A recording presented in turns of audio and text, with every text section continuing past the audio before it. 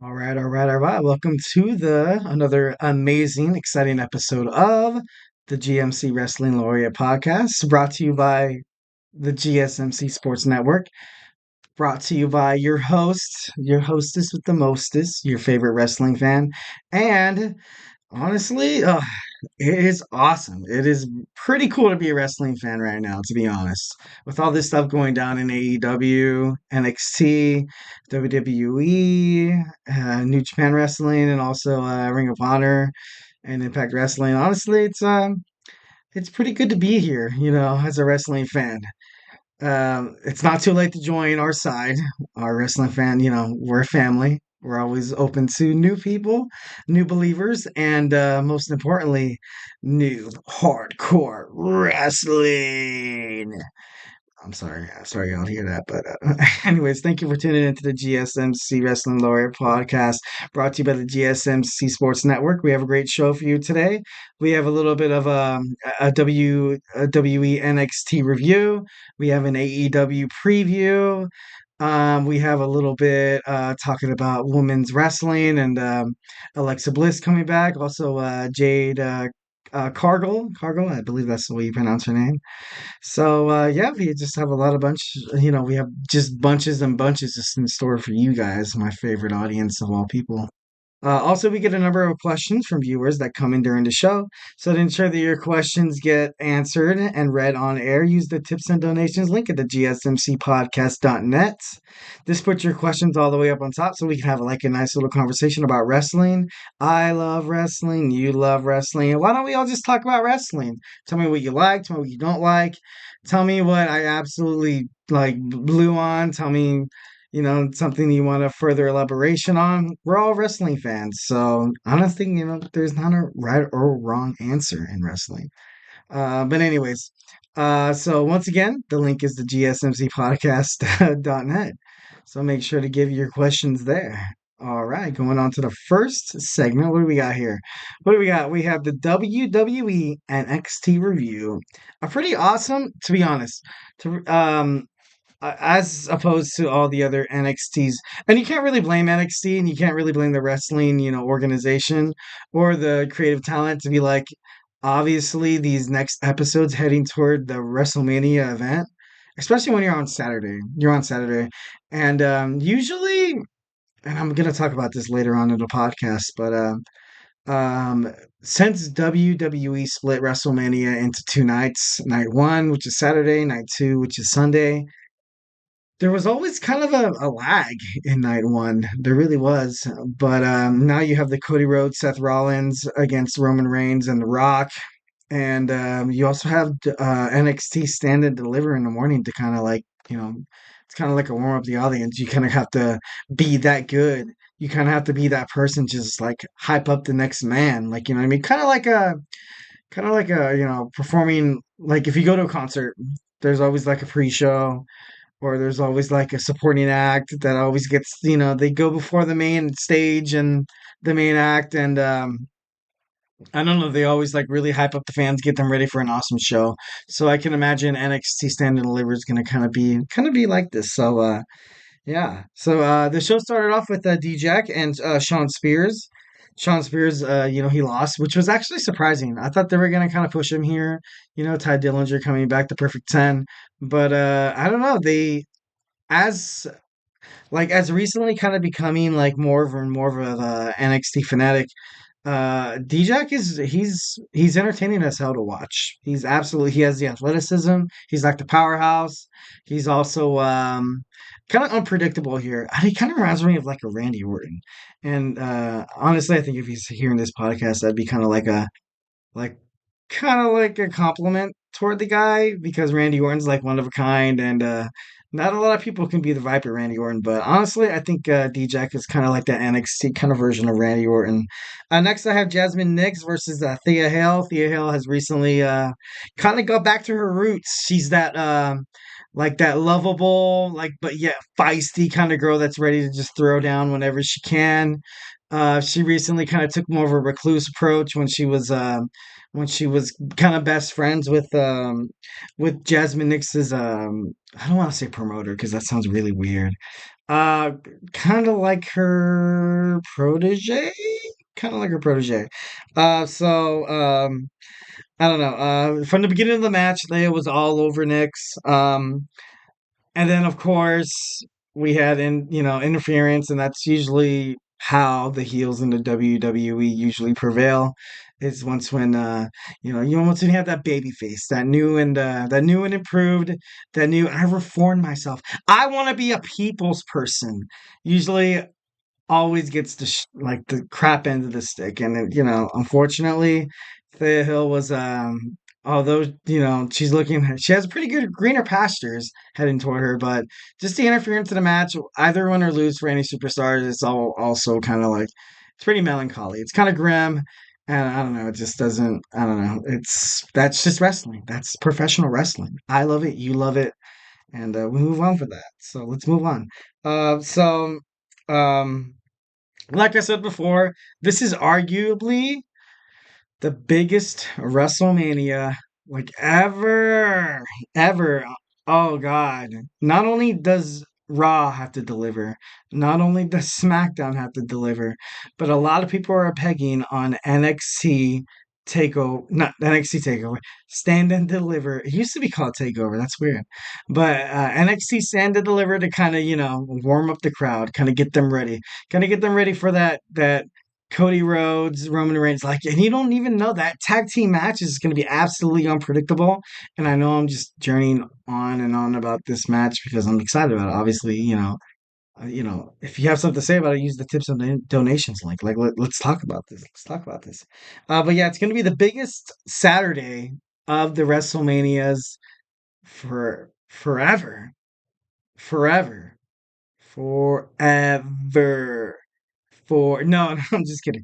But honestly, like this build up toward WrestleMania 1 is just like more important and bigger than anything we have ever seen ever since the WWE split the WrestleMania into night 1 and night 2. Arguably, before there's been some pretty good matches, but just this build up, it's just absolutely the tension, the like oh my God, like it's to the point where like you feel like these superstars actually kind of hate each other. And if you feel like that and watching that as a fan, I believe WWE creative and promotions have kind of did their job. They kind of did their job. Like honestly, this is probably going to be the best WrestleMania of all time so far. And I know that's either what generation of wrestling that you're from. There's obviously going to be some kind of like, backlash or some kind of like rebuttal. But hey, come at me, bro. Tips and donations link. Write it down. Write it down. I'm just kidding. Sorry for the aggression. All this WrestleMania tension's in my blood. I feel like I can face in WrestleMania. I feel like I can face Roman Reigns and probably last in that match like maybe 30 to 40 seconds at least. No, I'm just kidding. Anyways, but moving on to the NXT. So what really surprised me about NXT watching this past Tuesday was that Natalia came out. Natalia, and she's obviously I don't think she's really ever been in the NXT.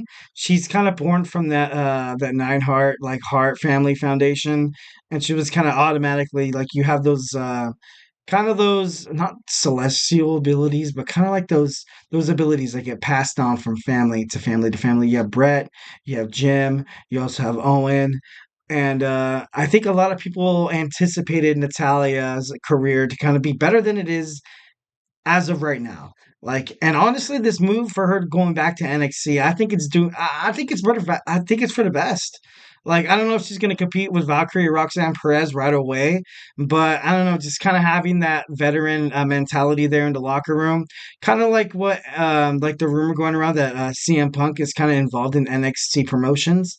It really doesn't hurt to have those people behind the scenes. It's kind of helping these young athletes deal with all this attention, all this pressure, all this like physicality when it comes to like a match. What it takes for you to bring in the audience, and what it takes for you to bring in not just the audience, what it takes to bring in officials, the people who sign your paychecks, the people who are constantly watching to be like ready to press that fire button, like fired, fired. That was the wrong wrist lock.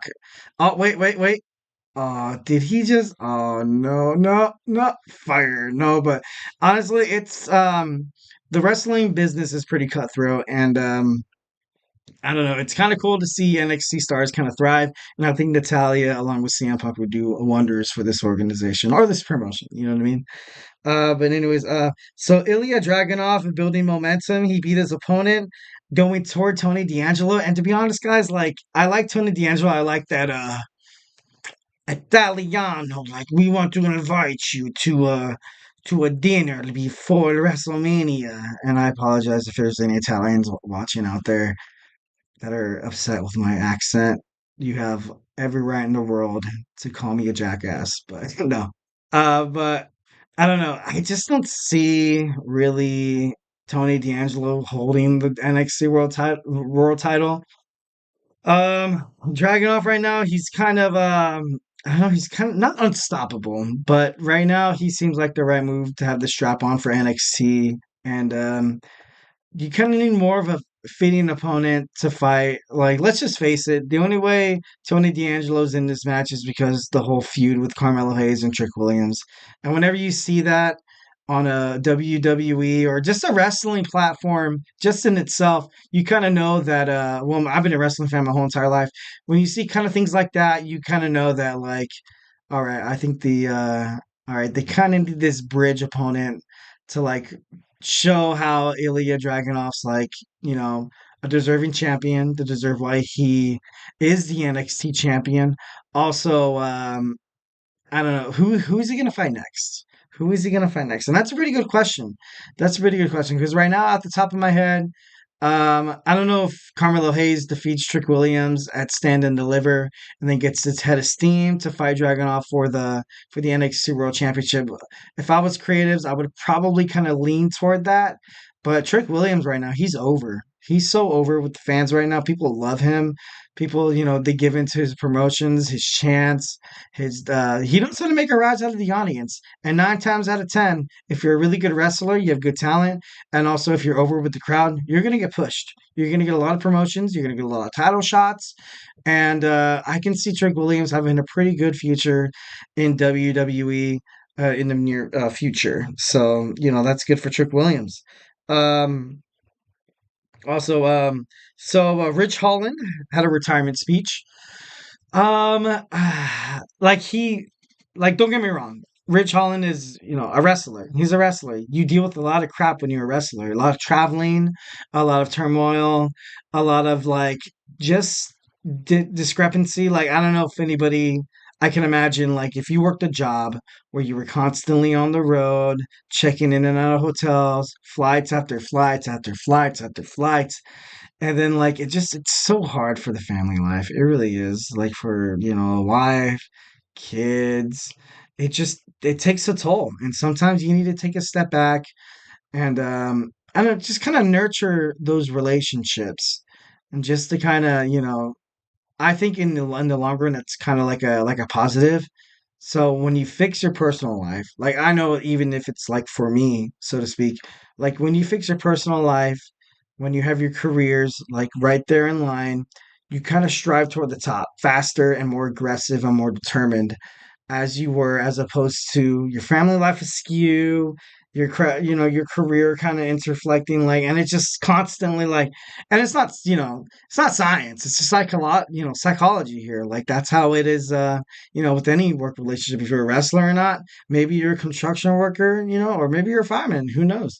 But like, anyways, it's it's to a point where you have to kind of like step back and kind of realize like what's important. Like obviously your career is, but is it really worth all? Like absolutely everything? Is it really worth the relationship with your family? Is it really worth a relationship with your wife? Or if it's really worth a relationship with your kids? Like I said, you guys are gone. Absolutely, you guys are gone like 365 days of the year. I would say that's along with the like the Army, Marines, and like all that core. Like you are so far away. You cannot communicate with your family on a day-to-day basis or even an hour-to-hour basis. And it's just, it creates like this toxic relationship. And it's really good that Ridge Holland was able to, kind of take a step back, even if it's for the creative aspect of it. But kind of moving on, we're running out of time. What it kind of reminded me of was the Heartbreak Kid Shawn Michaels speech, where back in the 90s, there was a point where Shawn Michaels relinquished his WWE heavyweight title to the Gorilla Monsoon. Well, it was, to WWE. And he basically said, somewhere along the line, somewhere along the way, all this traveling, all this BS, all this trying to be all you can be in front of the fans, constant competition with your coworkers, I lost my smile. I lost my smile somewhere. I can't smile anymore. And that's devastating. Absolutely, that's devastating. And like what Sean did, that was really, really good. Like, and his mom was there as well. And she said the last time she saw Sean and she was like, hey, you don't smile like you used to. You don't have that same spark that you used to, and then that smile. And it's just like, if you think about it as a person, like, when was the last time you really, really smiled? Like, you think about when you smile, you think about just absolutely good times. And imagine smiling, holding back some aggressive thoughts or feelings, or maybe some benevolent, like maybe you're trying to hide behind this facade of like you're trying to be happy, but behind the scenes, it's kind of all like crap. And like someone looks at you and they're like, that's not your smile. Something's wrong with your smile. That would just eat you at the core. And honestly, I don't know if that's the way it is with the Rich Holland aspect, but I know during that time there was a lot of personal animosity between Bret Hart and Shawn Michaels, who Shawn Michaels was supposed to lose the belt to, but before he did lose to Bret, he relinquished it altogether.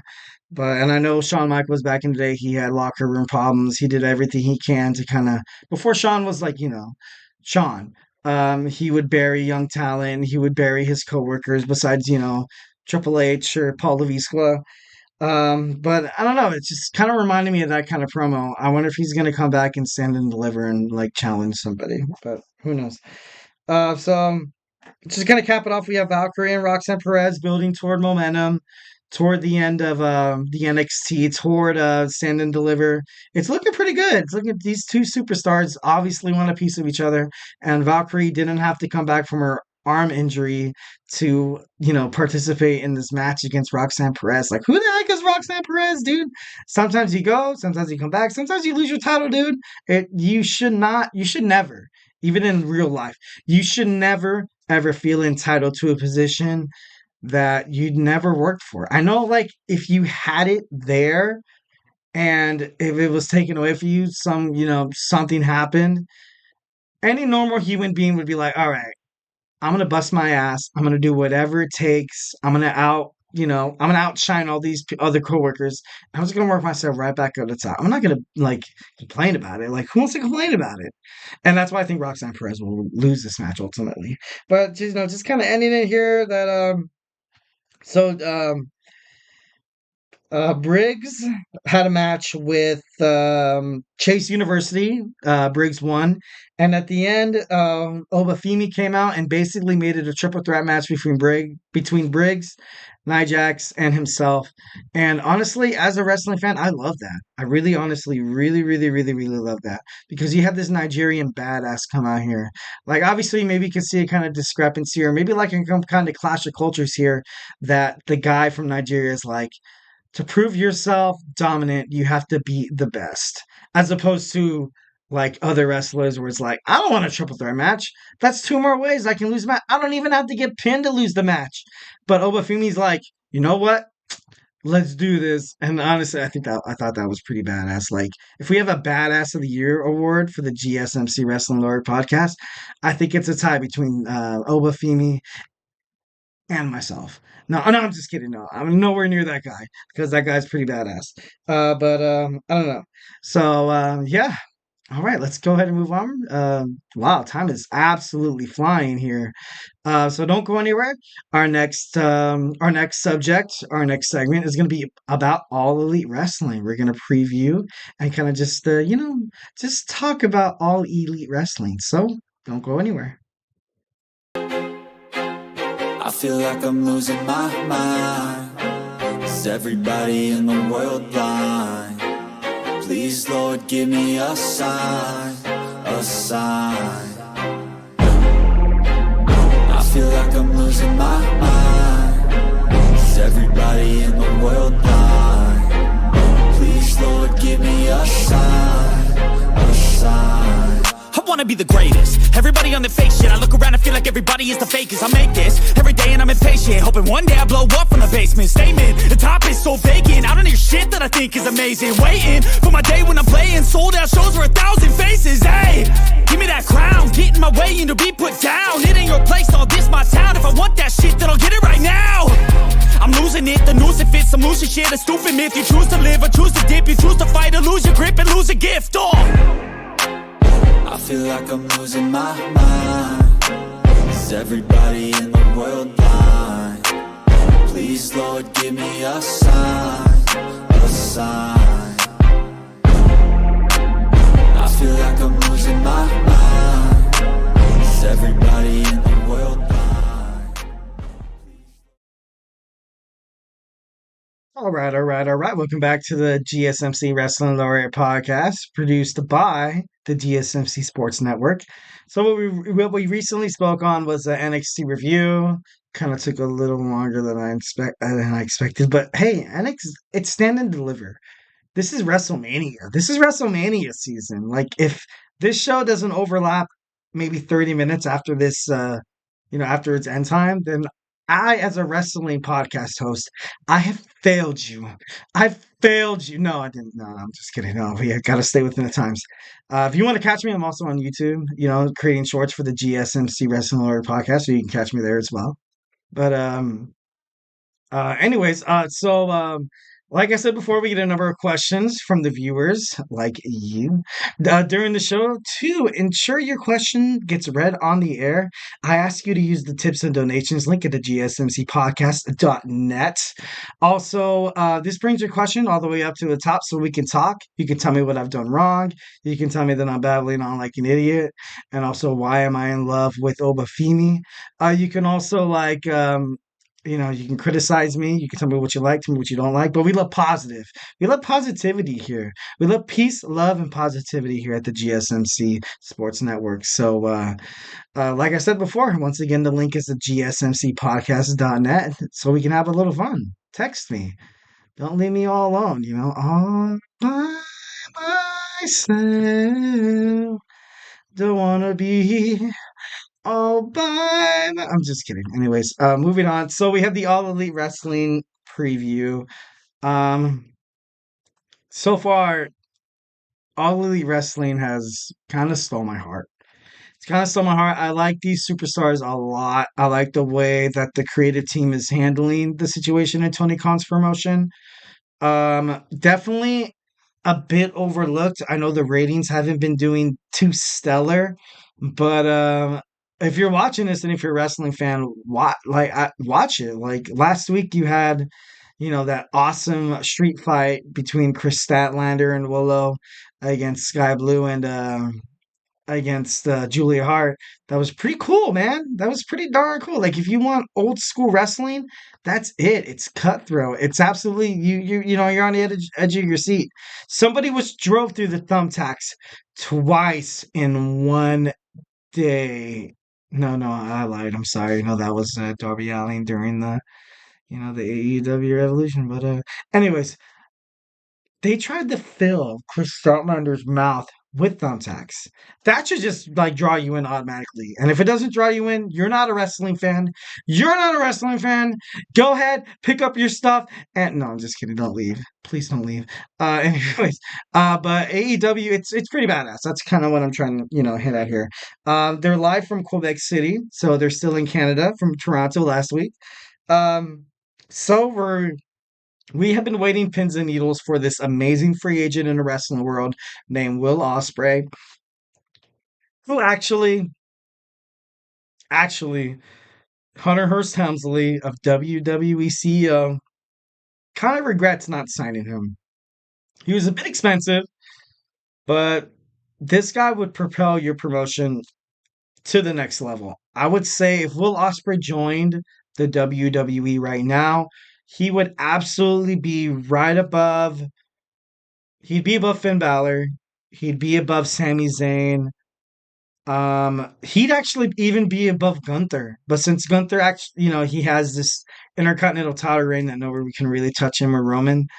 But if he joins, like he would be in that world's heavyweight title picture like right away. And that's crazy.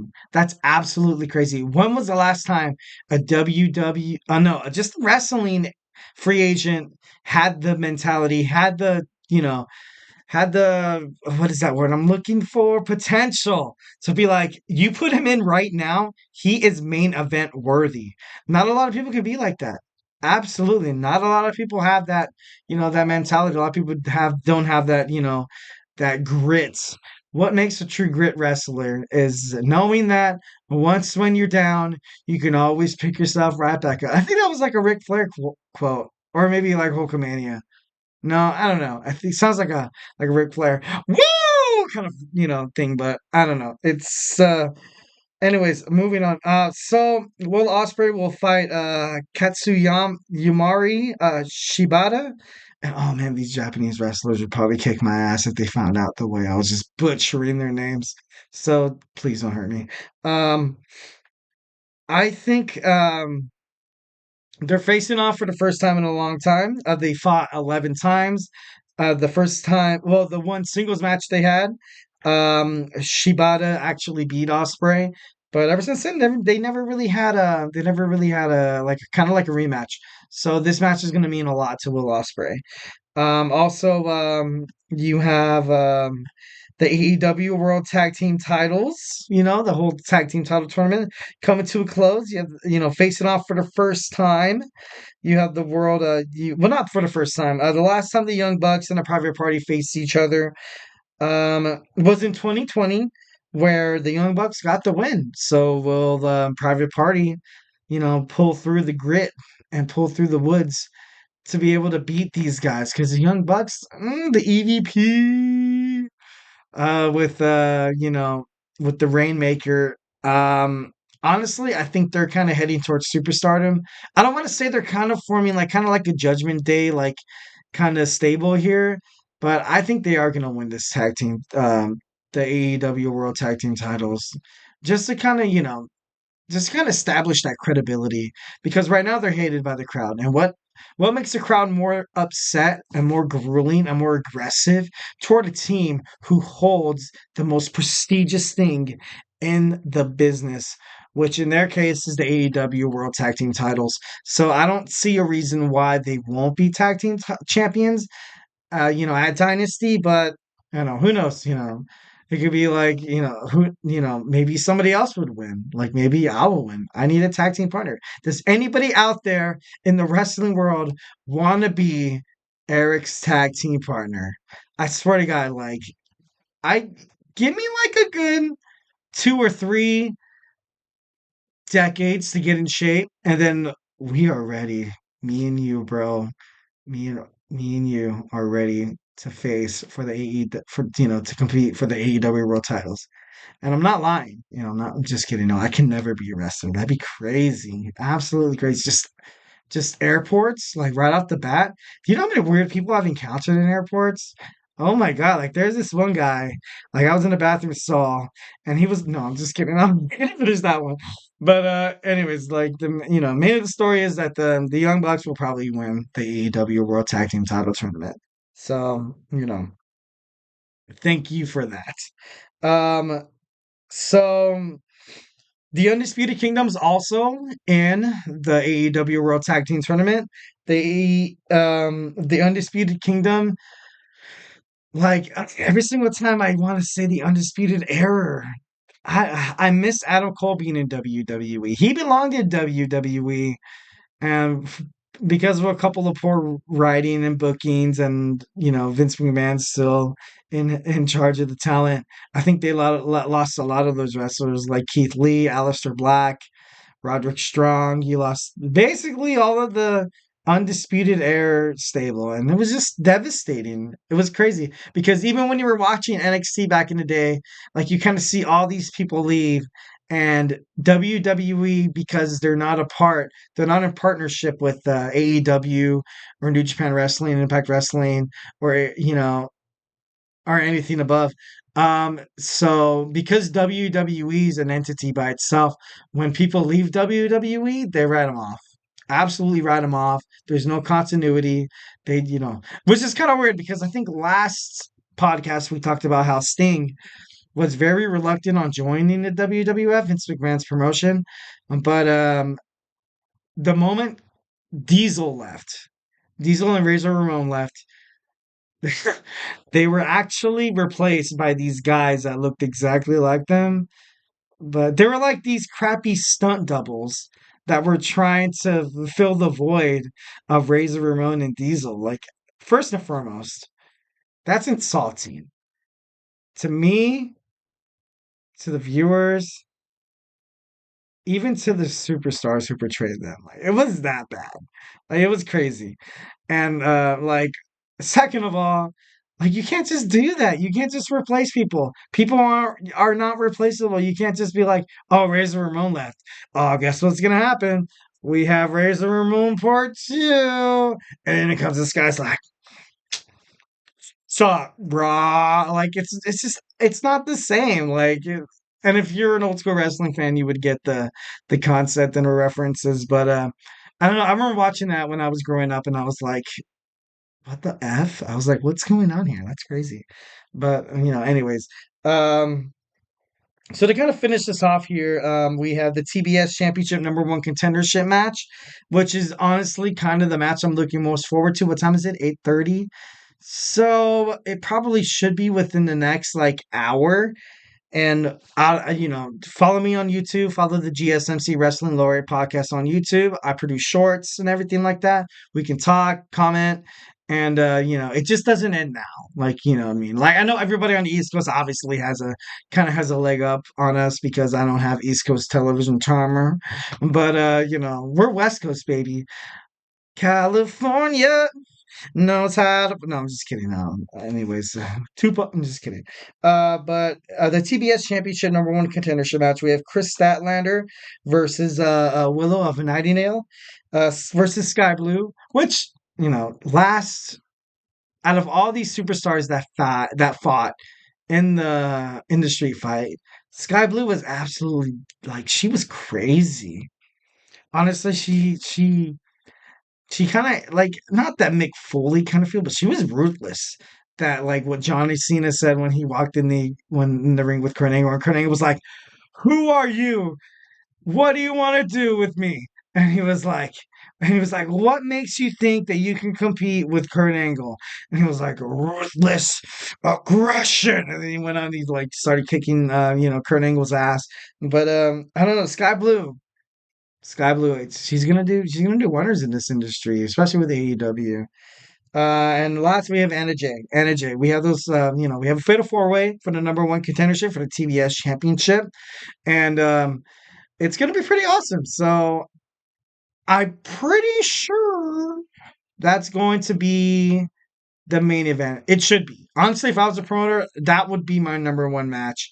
So hopefully when we log off around 9 p.m. we can watch the match together and just like chit chat. I'll text you, you text me, send me my DMs, send me my don't DM me anything crazy. You know what I mean? I got a wife and kids. I don't need any of that. Like I'm just kidding though.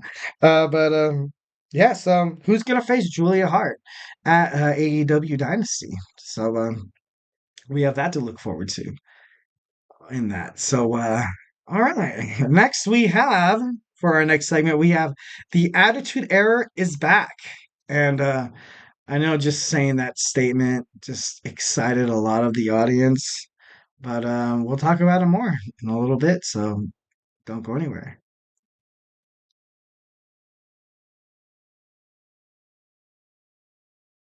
For the best and latest podcasts available anywhere, go to the podcast app on your cell phone and type in GSMC to access free content-rich podcasts on health and wellness, book reviews, sports, entertainment, relationships, social media, movies, technology, finance, and even weird news. Subscribe and download the GSMC Podcast Network's family of shows, available everywhere podcasts are found.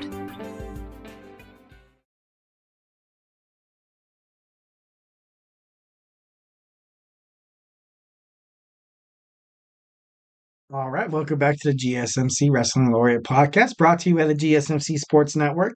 It's your boy E here on the mic. And just to kind of reiterate what we talked about, our first segment was about a little bit of the WWE NXT and what to expect heading towards Stand and Deliver and the WrestleMania weekend, Saturday to be specific. But we also talked about AEW, some of the important matches that were that are happening as we speak.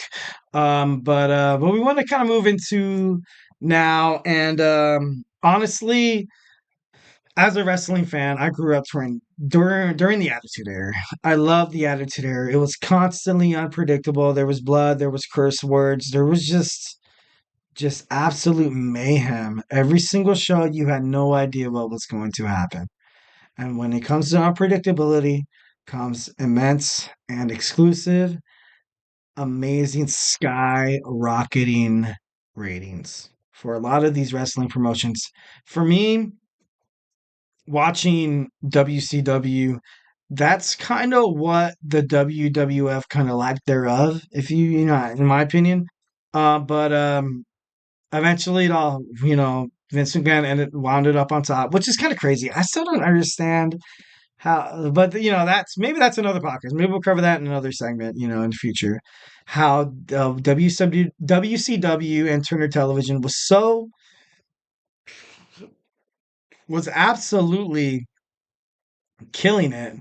They were in charge of the ratings on Monday night and Thursday night for years, and they were the ones who went under, which is kind of baffles me. So during the Busted Open podcast, host and former wrestler Bully Ray and Hall of Famer kind of said that the WWE Attitude Era mantra is on this WrestleMania 40 main event, meaning that you kind of have The Rock, Roman Reigns, who kind of are on this. They're on this level. Like right now, there's no turmoil within the bloodline, And then you have Seth Rollins and Cody Rhodes, and both of the teams are trying to create a wedge where they can kind of have this. I don't want to say advantage because I don't know. I don't feel like that's the right word, but I'm going to use it. They kind of have this advantage, this kind of this approach that you never really had this existence as a wrestling fan, that Seth was going to turn on Cody or Rock was going to turn on Roman until this promo was released on, I think it was Friday Night SmackDown, and it was absolutely crazy. But you kind of have that Attitude Era esque to it, like that Stone Cold Steve Austin DTA, don't trust anybody, Stone Cold Steve Austin 316, I just whipped your AWS. But nobody should have trust Austin, because that's just how the Attitude Era was, that a lot of these superstars were kind of just out on their own. Like a lot of these superstars didn't like invite the other person to dinner, or didn't like be like, hey, you want to go work out and lift some weights together? No, dude, it was like, dude, I want your title, man. Like, I want to be the best there is, the best there was, and the best there ever will be. Bret Hart, if anybody knows, now you know.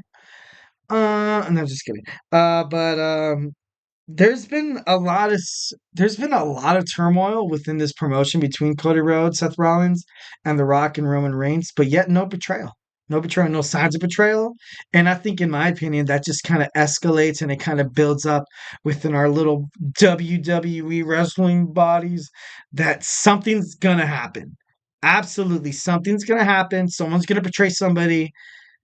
And it's just going to be the biggest, like, moment of the century. When was the last time WWE really had that moment? For me, there's a lot of mini moments. There's a lot of baby moments.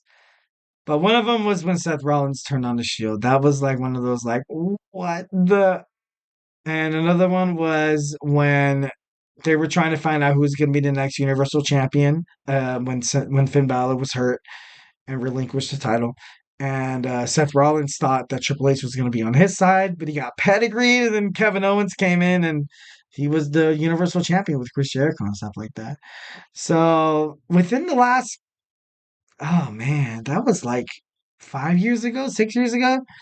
So with that being said, honestly, it's been a while since I've been shocked. It's been a while.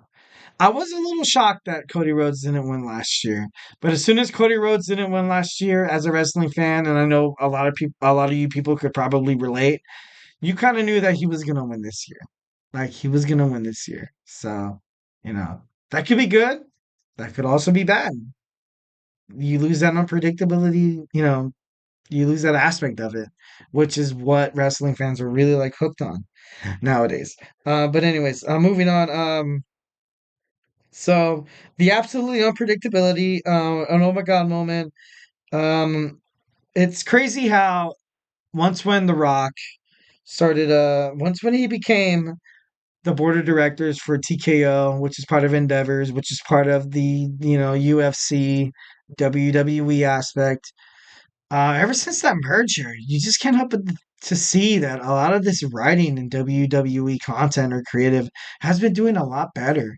The Rock has been working behind the scenes with a lot of superstars. You could tell that, like, I know The Rock, a lot of the, definitely from years, he kept saying, I'm going to come back.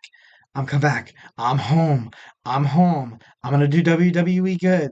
I think after all this, this Hollywood stuff, I think he's finally made it to the point where he can still do Hollywood, but he can still do wrestling, and he can still do wrestling really, really good, especially with WWE Creative, who has been struggling ever since Vince Russo left. But then that's my opinion. You know what I mean? Like Vince Russo was the head, he was the blood, sweat, and tears, and the emotions of the Attitude Era. And eventually, Vince Russo moved on to WCW. And I'm not going to solely place WCW's success on Vince Russo, but I know a lot of I know The Rock could just impact people.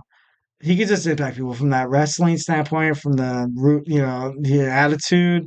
He also has a lot of Hollywood techniques. Like The Rock could probably be a direct. He probably has directed a couple of films, or maybe like he's directing like a TV show or something like that.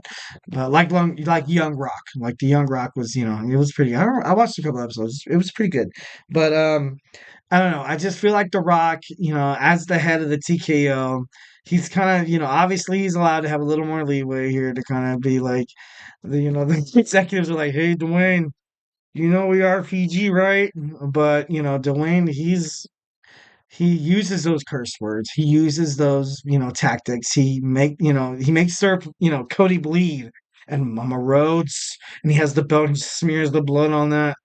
Like, he knows how to catch the people's attention. And isn't that what wrestling's all about? Isn't that what we're all here for? Isn't that the reason why we kind of watch sports? Not for blood.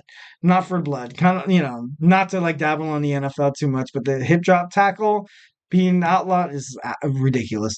But sometimes it takes someone like The Rock to kind of step away from wrestling, come back, and be like, look, this is what's wrong. This is how we can fix it, and this is how we can move on, and we can prove a pivotal, like more successful business being, moving forward. And honestly, like you have The Rock, you have Triple H.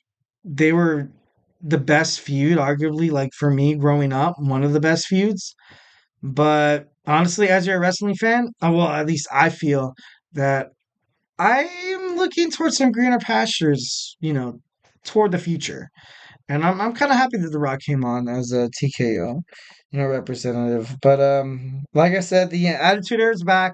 Yeah, more blood, sweat, exciting storylines, bad language. and just some more intense feuds. You have superstars, like for example, you can kind of see this thing kind of escalate, and I'm not going to spend too much time on it, but I want y'all to remember, when was the last time you saw Ricochet fighting in a WWE ring? Take a second. All right, too long. I'm just kidding. No, but Ricochet has been featured on Raw 3 weeks in a row. That's because he's talented. He's simply talented. You can build something around him, and it sucks because he has that, he's kind of shorter and he's kind of smaller than the rest, but he's definitely absolutely someone you can build an organization around. And I don't know. Like I said before, I can see the light heavyweight championship coming back, maybe the cruiserweight championship coming back. I hope not the 24/7 title because that would suck. But I don't know. I don't know. Hopefully, he has better futures for these superstars that's been overlooked for a long, long time. That's been just basically meat for Braun Breaker or people like Braun Strowman or Baron Corbin or Keith Lee or Bronson Reed to come in and be like, "Oh, let's just see how strong these guys are. Let's just put fear in these." Like, as wrestling fans, you don't want to see that stuff. Like, I don't want to see guys getting dominant. Like, I want to see some good matches, dude. Like, I'm sorry, and I know I'm not trying to pander to the public, but I don't know, like, I'm a wrestling fan, and I know it's, absolutely like choreographed and scripted, but it's not in a way. And these people put their bodies on the line and stuff like that. But dude, like, there's such a thing as like too fake. It gets too crazy. Like, it gets to the point where you kind of look at it and you're like, all right, like, I don't think I could watch this anymore. I'm just kidding. No, but like stuff like that, like, it's just, I don't know. I feel like just these throwaway matches that they're doing for superstars, instead of using throwaway matches for these young talented people trying to make an name for themselves, they should maybe make kind of like not a league, but like a division that just supports things like that. So, and just the final thing to kind of touch on is Booker T, Hall of Famer for the five-time five-time WCW champion. He basically said to me, and he said, and I quote, "To me, that the Attitude Era was the best era. I think the WWE is bringing it back just a little bit." And to be honest, you can't help but to agree with Booker. That's exactly what's going on. That's exactly what we're seeing as WWE fans. And, we love it. I like it. I haven't been on the edge of my seat from WrestleMania in a long, long time, which is kind of crazy because next year they kind of have to build off those emotions to kind of hit that same expectation, which I'm excited to see what they do about that. But right now, I think they're doing a pretty darn good job. So, kudos to them. All right. We talked about that. We talked about the Attitude Era coming back possibly. Next, we kind of want to talk about the WWE Women's Division. It's getting pretty heavy, guys. It's getting pretty crazy. And a lot of these superstars, we have a couple people coming back. But then again, we have a lot of people within the organization that's ready just to push it. Like a lot of NXT, a lot of AEW women's wrestlers. Like, you kind of look at it, and it's to the point where nowadays, women's wrestling could probably be the main event in multiple pay-per-views. It doesn't have to be Royal Rumble. It doesn't have to be SummerSlam. It doesn't have to be WrestleMania. It doesn't have to be AEW, it doesn't have to be Big Business or Dynamite or, Dynasty. But a lot of these people, a lot of these girls could, carry on that weight. So, it's important not to underestimate them. So we're going to talk about that when we come back. All right.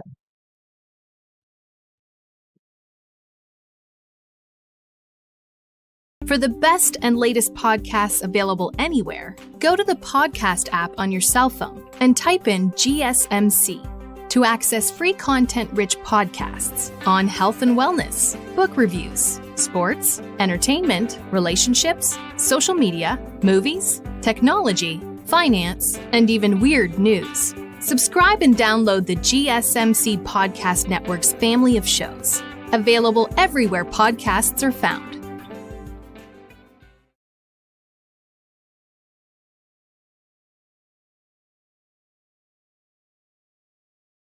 All right. Welcome back to the GSMC Wrestling Laureate Podcast, hosted by your man E. brought to you by the GSMC Sports Network. Recently, we talked about our segment one was about WWE NXT review, heading towards Stand and Deliver. Our second segment was about AEW preview and what a lot of people could expect going toward AEW Dynasty in early April. And we recently spoke about how the Attitude Era is back, according to Hall of Famer Bully Ray, Booker T, and most importantly, myself. I'm just kidding. No, I'm not that, conceited. Or am I? I'm just kidding. No, but anyways, we're gonna move on to this women's WWE Women's division. It's getting pretty heavy, honestly. Right now, if you're kind of heading into wrestling, you are absolutely excited about what's coming forth, what's kind of coming forward, sort of, for all these women to be absolutely noticed, which is kind of cool. Like I said, a good thing. I don't want to diminish the Attitude Era, but they didn't really treat women like they deserve to be treated. All right, I know this isn't like a politics, or this isn't like a podcast like that, but we got to call it what it is. Absolutely, the women's wrestlers back in the day, before the 19, no, not even 19. I remember still watching 2005 matches where okay, no, let's not get into it. Let's focus. Let's focus toward the future, and the future is right in front of you and me. Look at that screen. Look at that screen. Look at those pythons. Honestly, I don't have muscles like that. I probably could never have muscles like that.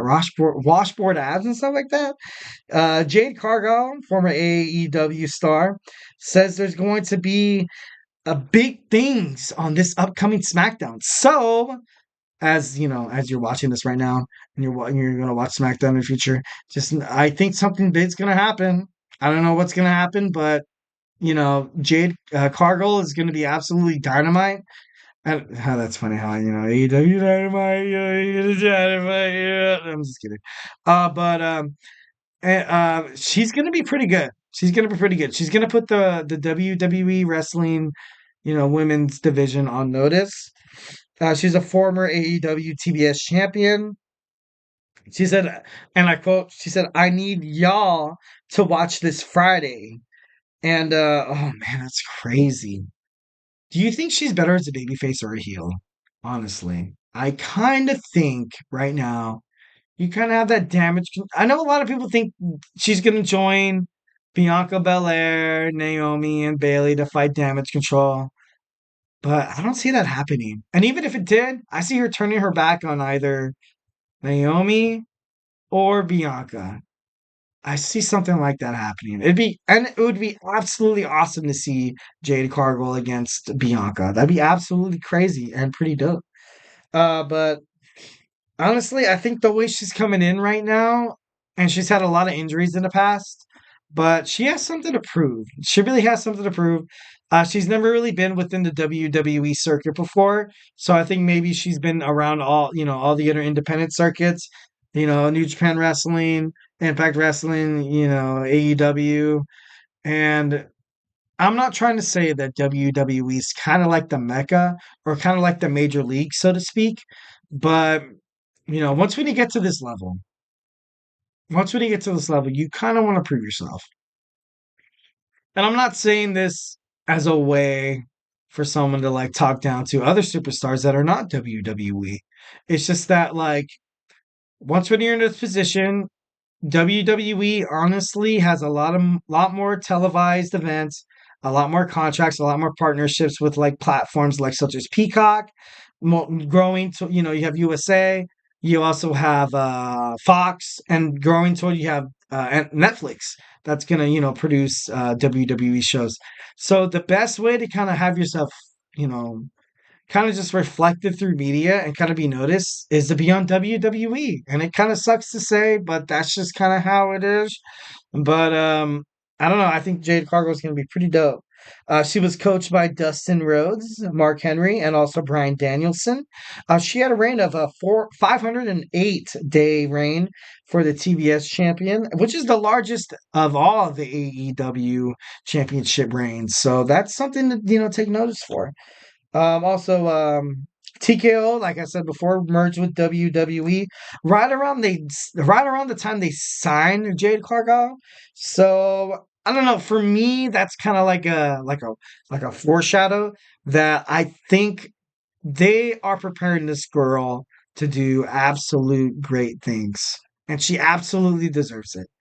Absolutely. Like for me, a dream match, like as soon as she gets in, would probably be like a Jade Cargill match versus Bianca Belair in WrestleMania. If they honestly, if WWE Creative is doing that right now, where they're just building toward that at WrestleMania, that would honestly make me a pretty happy camper. I would restore faith in the wrestling community, especially after Monday Night Raw, where they had Rey Mysterio and Dominic Mysterio rehash their rivalry, which didn't make sense. Wow. Just kind of like another match for eyes to see. But I don't know. I hope it's not like one of those things where they try to force it too much and it just doesn't seem riveting or just doesn't seem appealing to the fans. And I'm a fan. We all are fans. And like I said before, we all know when it just feels too pushed. Moving on. So like I said, she was in the 2024 Women's Royal Rumble match where, all right, she eliminated Becky. She eliminated Nia. She also eliminated Naomi. And she was in the match for a pretty long time. How does not how does that not make you think that she is destined for greatness in the WWE? I don't know. It's just crazy because I feel like I don't know, she's going to be absolute. She was teased on Fastlane October of 2023. And I think there's just going to be build this momentum toward Jade Cargill. And I think she absolutely has worked for her. She deserves. And just it's going to be good for her career as well as the WWE's. So we have to look forward to. Last thing I kind of want to touch on is Alexa Bliss. Alexa Bliss hasn't been seen in action for a pretty long time. She hasn't wrestled since January 2023, so about a year and 2 months. And Alexa Bliss was, she was good. She was very good. She played that heel. She had a baby face. She was tag team with Nikki Cross. So it's gonna be interesting to see what they do with her character and that kind of aspect. But Alexa Bliss, she took to X, which I don't know. I hate saying X. I hate want to saying Twitter, but she took to X, and Bliss said that she's back at it again. Back at it again. She showed wrestling gear. She said that she was working out. She's working with a trainer. She, obviously coming back from having a kid, you kind of need to be more determined and more just tenacious and than it was beforehand. Because when you have a baby, like, and me as a man, I can't honestly say this, but knowing my wife who has had a baby, it's hard to just get back into kind of like your your normal regiment. So that's why, you got to respect moms like Becky and Alexa and all these other WWE Bianca and all that. But I don't know. She has a potential for a WWE return at SummerSlam, which is in her home state, Ohio. So that could be possibly. I don't know how they would I would kind of see her going after Bailey because I know they have had like past feuds back in the day. So I can see kind of Alexa Bliss like going toward that. Also, she made an appearance on The Masked Singer, which is pretty cool. Like as a wrestling fan, I like seeing WWE wrestlers around. Like you see them on Sports Center, you see them on VH1, you see them on MTV. I remember when I was watching Larry King live and I saw Brodus Clay. I guess now Brodus Clay's like a politician like Jesse, Ventura, and I was like, oh my god! Like when you see them on TV, you automatically be like, what do they have to say? That's because they have that wrestling aspect of it. You have those wrestling like fans that just want to listen to you, and because you have been in the world of wrestling, a lot of people like pay attention to that kind of stuff. But anyways, she had a skin cancer scare, which is, not really, you know, which is not, it's, cancer is obviously like one of the biggest like killers here in the world, so it's like something to take pretty seriously.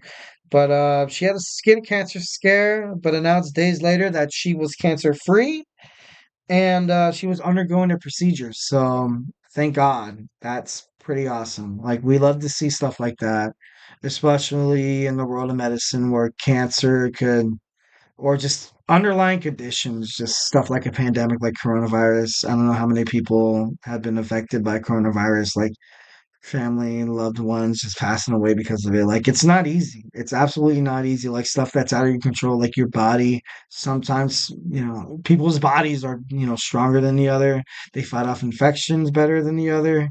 They have, antibodies or, and they're, it's highly unpredictable to kind of feel that I don't know, like you can't really feel like not I can't really, like say the word safe, but like I don't know, like anything can happen. Like we feel lucky we take life day by day.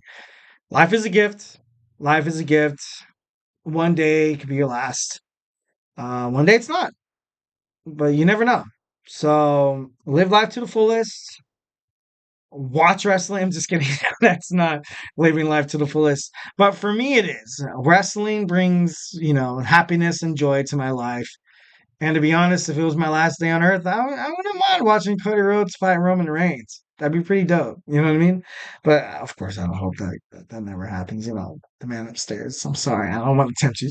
But uh, I don't know. Alexa Bliss should come back to the ring, and I think she's on her way back too. So and also she revealed 2 months later that she had her first baby. She was pregnant and with Ryan Cabrera's baby. I never heard of that dude.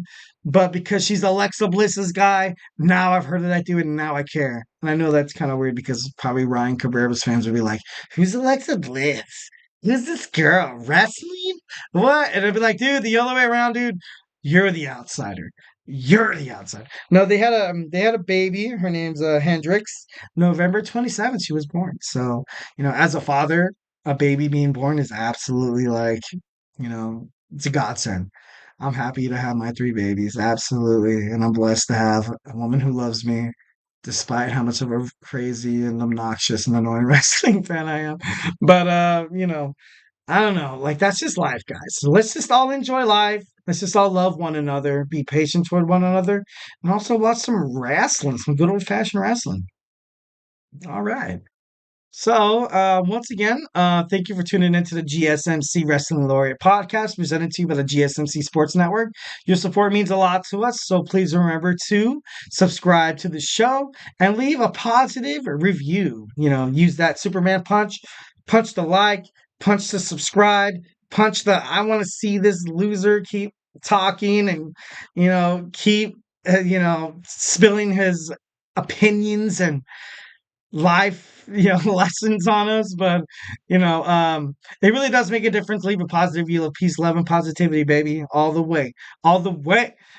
So it does make a difference. We also invite you to follow us on Facebook, Twitter, TikTok, Instagram for more content and updates.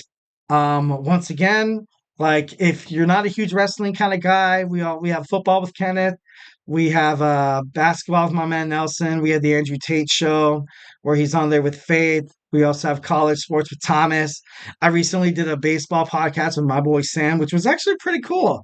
Pretty cool. Like we had like this like nice little like back and forth like conversation about the Dodgers, and we also have way too early playoff predictions where I predicted that my Los Angeles Angels will win the World Series. No, that will never happen.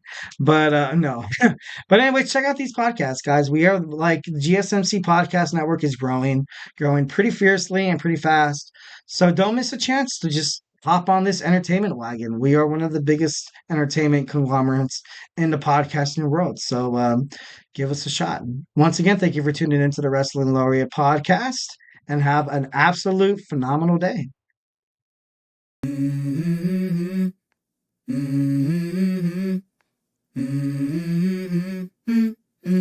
Let's go.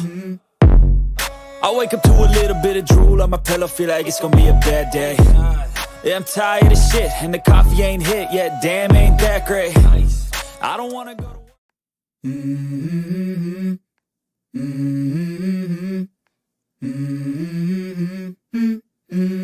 go. I wake up to a little